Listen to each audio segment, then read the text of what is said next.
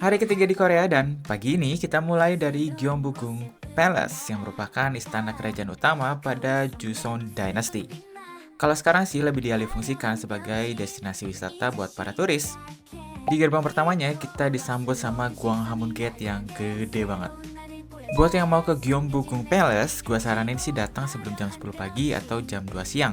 Karena akan ada changing ceremony of the Royal Guard kayak gini. Setelah prosesinya selesai, itu tuh beberapa penjaganya bakal berdiri di area Gwanghwamun Gate dan bisa buat kita ajak foto-foto. Tiket masuk ke Gyeongbokgung Palace ini tuh 3.000 Korean won atau sekitar 30.000 rupiah lah ya.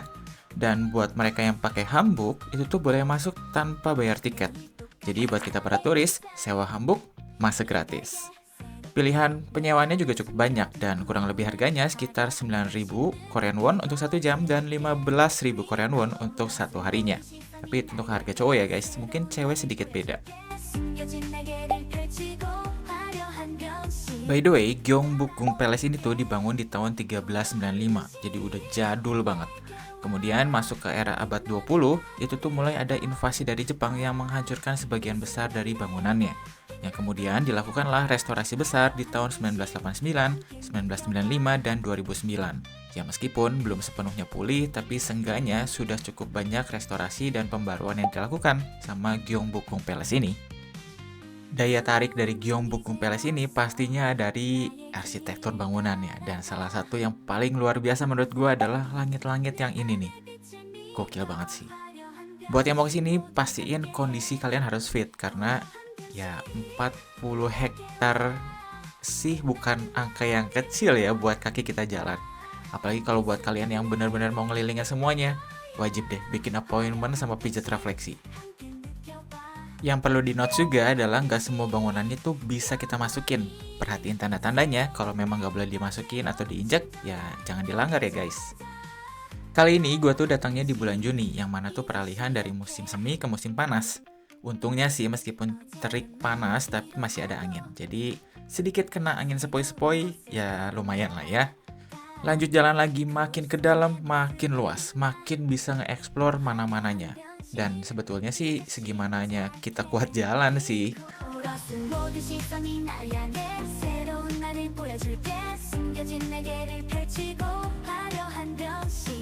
Dari sekian banyaknya tempat yang ada di Gyeongbokgung Palace, salah satu bangunan yang wajib dikunjungin adalah Jibokje atau Private Library dari Raja Gojong.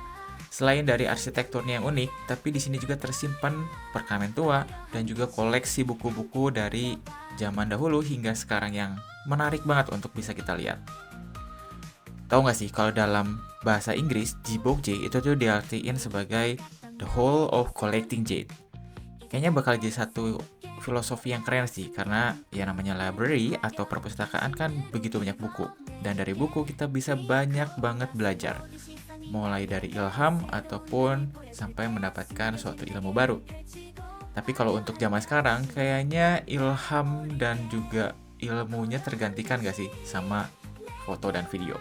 Ya kayak gue ini ya, gue datang ke sini kan gak ngerti ya bacaannya Hangul semua, ya udahlah ya, ambil foto dan video aja. Ala-ala sedikit lah ya. Ya meskipun memang rada alay sih guys, tapi udahlah ya. Setelah pinjam bukunya, jangan lupa dibalikin ke tempat yang seperti semula. Di sisi samping dari Jibokje ini tuh ada semacam ruangan untuk kita bisa duduk, yang mana kayak semacam ruang baca gitu ya. Tapi ya kan kita nggak baca, jadi ya udahlah ya.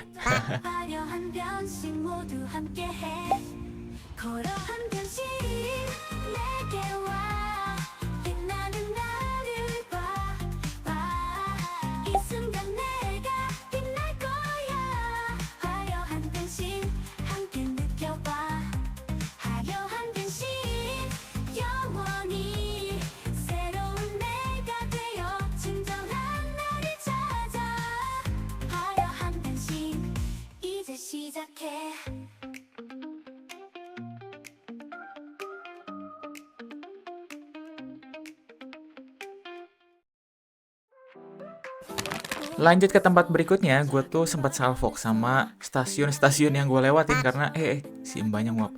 Ya karena nggak fokus guys. Ya intinya karena ada pagelaran seni, alah apa sih, instalasi seni yang cukup menarik lah untuk dilihat.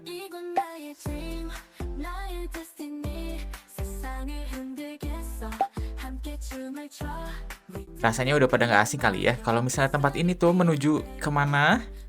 Iya, Starfield, Starfield, Starfield Library guys. Jadi salah satu perpustakaan yang ikonik banget dan benar-benar jadi salah satu top tiernya para turis yang datang ke kota Seoul. Ya, perpustakaan yang dicintai sejuta umat ini rasanya udah banyak banget lah ya, seliweran jadi foto profil orang ataupun jadi foto di Instagram orang-orang yang datang ke Korea. Salah satu pertanyaan random gue sih, kalau gue mau ngambil buku yang itu, coba ada yang mau ngambilin? Atau mbaknya mau gimana ngambilinnya? Bingung gak sih? Atau memang hanya bukunya tuh sekedar pajangan gitu? Ya nggak ngerti juga lah ya. Tapi intinya sih arsitektur dan desain Starfield Library ini tuh memang segitu bagusnya sih. Apalagi kalau kita pergi ke pojok di lantai 2-nya, dapat pemandangan yang menarik kan? Oke banget lah ya. Uniknya Starfield Library itu tuh kelihatan dari langit-langitnya yang dibikin terbuka kayak gini guys. Jadi murni deh, pencahayaannya tuh datang dari terangnya matahari. Kalau pas lagi cerah kayak gini sih oke, tapi minusnya kalau lagi gelap ataupun misalnya hujan, rasanya pasti bakal jadi gelap dan ya cenderung gloomy gitu vibes-nya. Pas gue datang ke sini, ini tuh di pusat dari Starfield Library-nya tuh ada kayak semacam instalasi seni gitu. Pintunya bisa kebuka sendiri gitu. Gue kurang ngerti sih ya sama maknanya, tapi ya unik sih. Buat mereka yang ngincer foto-foto di Starfield Library, ini tuh benar-benar harusnya sih bisa terpuaskan sih, karena memang space fotonya segitu banyaknya. Mau di lantai 1, mau di lantai 2, banyak banget ruang kreasi buat kita cari space dan cari spot foto yang menarik. Buat yang merasa haus, terus mau istirahat, atau pingin duduk nikmatin baca buku dengan tanpa ada gangguannya orang yang lalu lalang atau foto jepret sana jepret sini, bisa masuk ke coffee shopnya. Tapi kalau buat gua ya, foto-foto aja lah, udah cukup. Beres dari Starfield Library, di seberangnya tuh ada semacam toko buku gitu, dan gue coba masuk, dan ternyata ini tuh bukan hanya sekedar toko buku biasa, karena nggak hanya jualan buku, tapi jual macam-macam. Mulai dari pernak-pernik alat tulis kantor, sampai mainan, gachapon juga ada guys. Jadi menarik banget sih. Mau dibilang toko buku, tapi jual mainan. Mau dibilang toko mainan, tapi jual buku. Ah, udahlah, nikmatin aja footage-nya ya guys.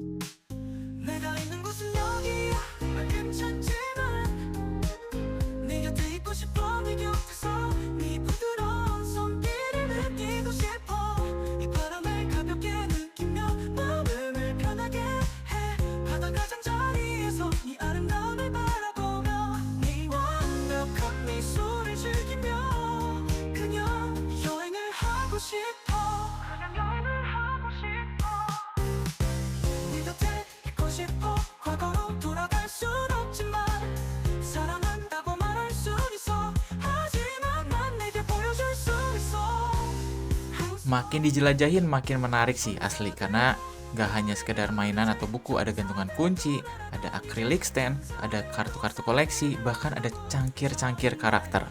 Ini toko luar biasa sih, hidden gem banget. Terus ada koleksi puzzle, dan juga pastinya kita balik nih ya ke si bukunya.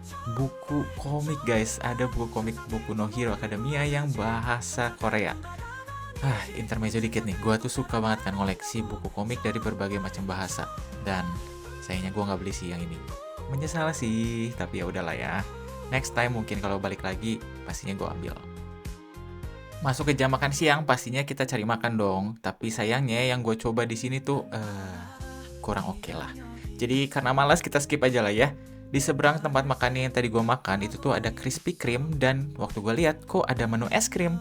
Ya udahlah ya, untuk mengobati nih dari rasa kesalnya makan siang tadi, ya kita nikmatin aja lah ya es krimnya. Sambil menunggu hari menuju senja, gue keluar dari si Mall X-nya dan ngelihat ada beberapa ornamen atau ya mungkin bisa dibilang instalasi yang cukup menarik sih. Tapi nggak hanya instalasi itu, ada juga kemacetan guys. Ternyata Korea juga macet ya. Terus di salah satu sisi bagian gedungnya ada semacam dinding yang ditempelin fingerprint. Entah deh ini artis ataukah toko pemerintahan. Gue kurang ngerti sih. Tapi ya rasanya kok banyak ya yang seperti ini. Kemarin kan di Line Friends Square Myeongdong juga ada ya.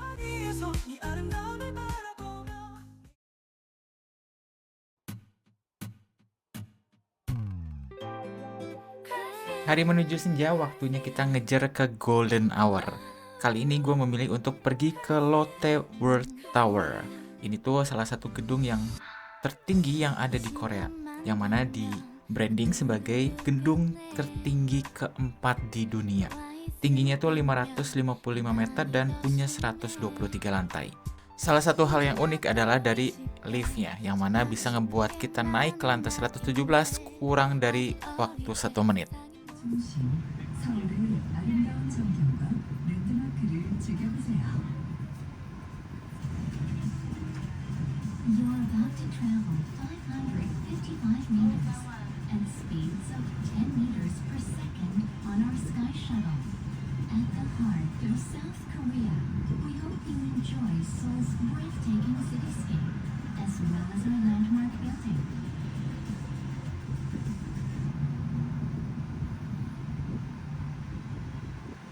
하나님, 새로운 세상에 오신 걸 환영합니다.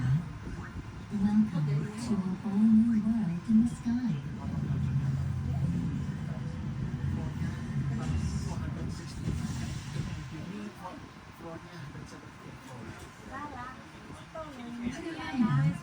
하나님의 새로운 세상. Salah satu hal yang menantang itu sebetulnya bukan dari ketinggiannya, tapi gimana caranya kita cari space dan cari momen untuk bisa ngambil foto dan video yang clean atau bagus lah ya.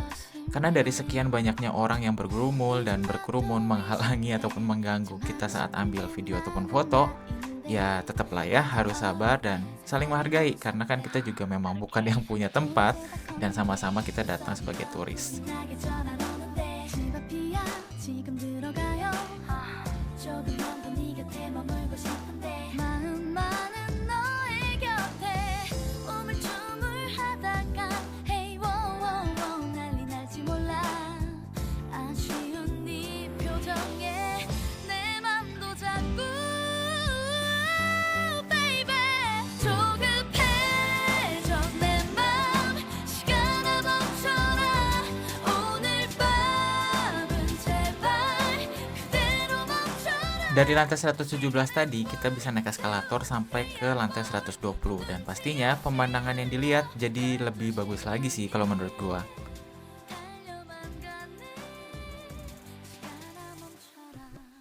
Misi numpang lewat guys. Satu yang menarik adalah adanya Seoul Sky Caricature. Jadi kalau mau yang mau gambar-gambar unik dan lucu, ada nih para artisnya yang bisa ngegambarin kita di tempat. 하고픈 게 많은 걸 Oh baby 아쉬운 표정일랑 말아줘요 Somebody 누가 시간 좀 멈춰줄래요 서너 번째 전화벨이 울려대는데 Baby I'm sorry 이제 들어가요 작은 미소를 놓치기 정말 싫어 Perjuangan lah ya buat dapetin time-lapse sunset. Ya kita biarin kameranya jalan sembari kita main game interaktif kecil kayak begini nih. Bosen banget rasanya, tapi ya gimana, pengen dapet shoot dan footage bagus. Ya seenggaknya ya, berusaha dulu lah ya, entah hasilnya bagus atau enggak. Coba kalian nilai deh guys. 급해져 내 맘 시간아 멈춰라 오늘 밤은 제발 그대로 멈춰라 시간은 1, 2, 3 and 4 또 눈치 없이 흘러 12시 향해 달려만 가네 시간아 멈춰라 시간아 멈춰라